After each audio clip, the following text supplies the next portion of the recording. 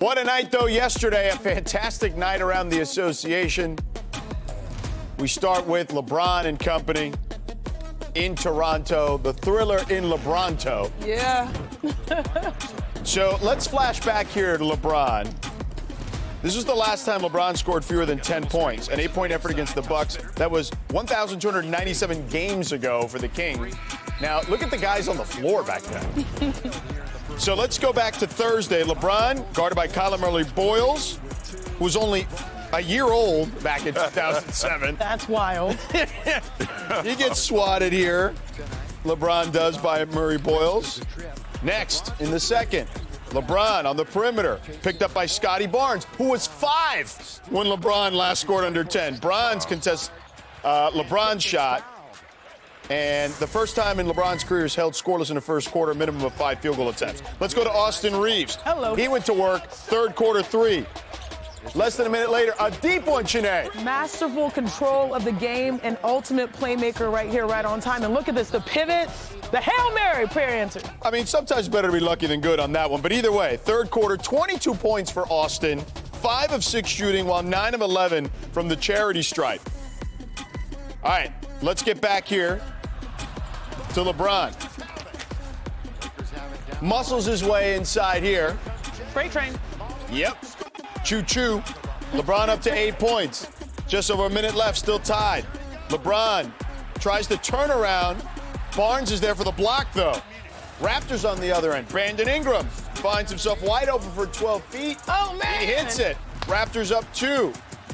It's a good Raptor squad. Yep, check this out, though. Austin Reeves brings it up. LeBron already walking up the floor thinking the Lakers are going to call timeout. J.J. Redick trying to get the officials' attention, but Reeves takes it down. Like, this is crazy. Teams him. That sums up his season so far. 10 seconds left.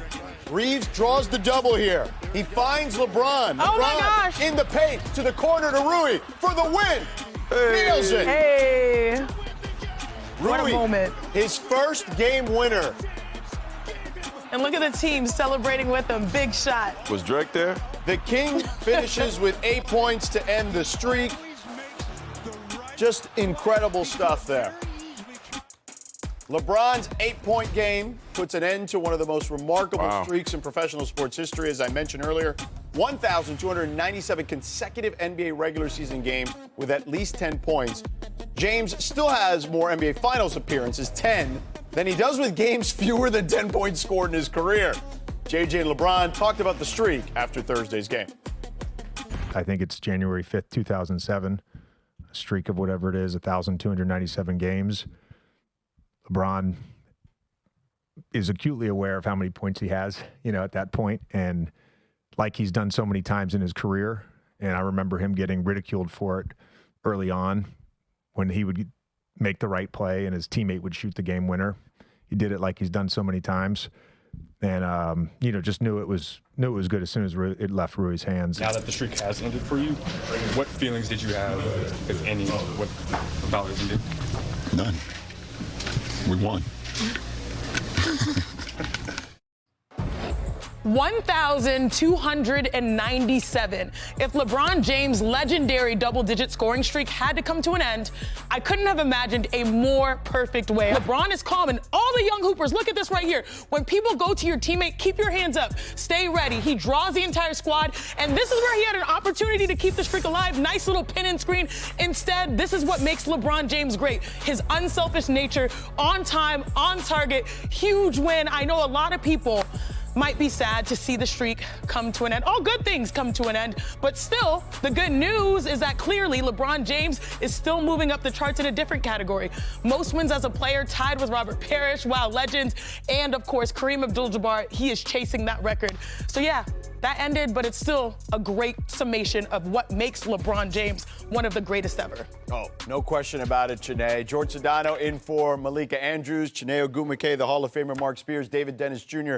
with us here as well. So LeBron, I mean, he made that night, okay? He made that play. It was an incredible play, an incredible finish, but an incredible streak also over. So, David, the way it ended, what stood out to you? Well, my wardrobe color twin there, George, thank you for tossing to me. Like, that was when we talked about LeBron before what he was going to fit in with the Lakers. I said that he would be a Super Saiyan Draymond version. Chiney said that was LeBron-esque, but that was also Draymond-esque, coming off of a double team, finding the wide open guy. This is the LeBron James that we have never seen before. He started the game trying to be aggressive without Luka there, trying to score, could not get those first 5 shots up against those long arms. They go into a pick and roll where Reeves gets in the ball. LeBron James has made 33 shots this season. 19 of them have come off a pass from Austin Reeves and Luka Doncic. He's dribbling the ball less. His usage rate is lower than it's ever been, but yet he is causing chaos on those back screens, on those back cuts. And when you combine that with 2 dudes who can score 40 points on any given night, you have a recipe for an offense that is pretty tough for any defense to figure out. And that a lot of that is what LeBron James is doing. Don't, just think about the points. Think about 11 assists, 0 turnovers last night. That is the recipe for success for the Lakers offense. Yeah, the 0 turnovers was huge, right? Now, Marc, he clearly made the right play. I don't think there's any question about it. He always makes the right play. I will agree with LeBron when he says that, and JJ said the same thing. But he scored 84 points through 6 games. What are you seeing right now from a scoring perspective? An old movie moment comes to mind. You remember Duke, Rocky's manager, when he yelled out, "He's a man, he's not a machine," when he was talking about Drago. When he cut Drago. When Drago got cut. He bleeds. Is LeBron finally bleeding, right? It's an old movie reference. I got you. He's been a machine for so long, whether it's been his health, whether it's been his play. He's 15 days away from being 41, still being able to just play in this game is incredible. But this is the first time where I see him being human, not playing in training camp, not playing in back-to-backs, as will be the case tonight in Boston, as it appears. 4th in scoring, struggling to get to 10 points. That's not the machine that we're accustomed to seeing. It's a small sample size. I'm not saying he's becoming mortal, but I'm watching this. And even if he becomes mortal, it's okay. This is Satchel Paige, Kareem Abdul-Jabbar, Cristiano Ronaldo, Pele, Tom Brady kind of stuff that he's doing.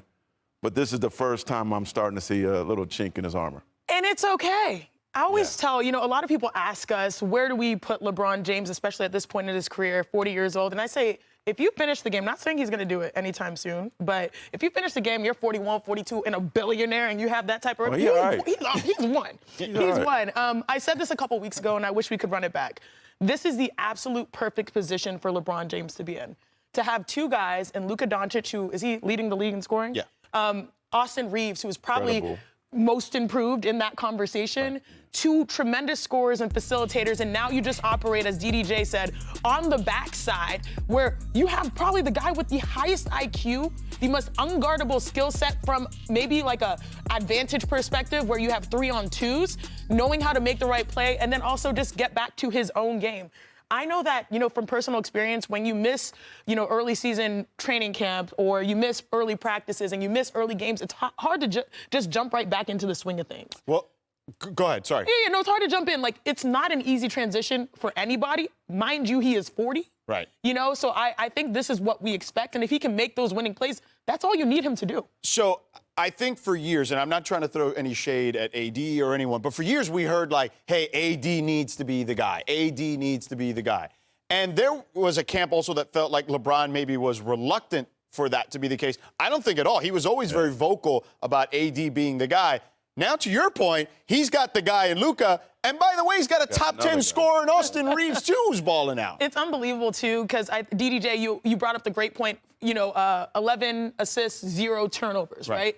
His team is 14-0 in those circumstances when he gets over 10 assists and 0 turnovers. And if he's that guy for the Lakers, they're that much better. They just have to work on the supporting cast pieces. Right. To Chiney's point, Marc, you're telling me that maybe arguably the smartest basketball player in the history of the sport has all these tools at his disposal. I think that's a recipe for success. One final question. Go ahead. Go ahead. No, you first. No, and when you're that old, I want somebody to help me out, man. like if I don't have to carry the whole thing, you got to get the young boys to carry your bag sometimes. I just wanted to do a little temperature check. Yeah. When we saw the streak ended, how did you guys feel? Because I actually was like, oh, but then I was like, oh my God. Nah. It was like Hollywood. The way it ended was perfect. Thank you. It could not have ended better, for sure. Yeah. All right.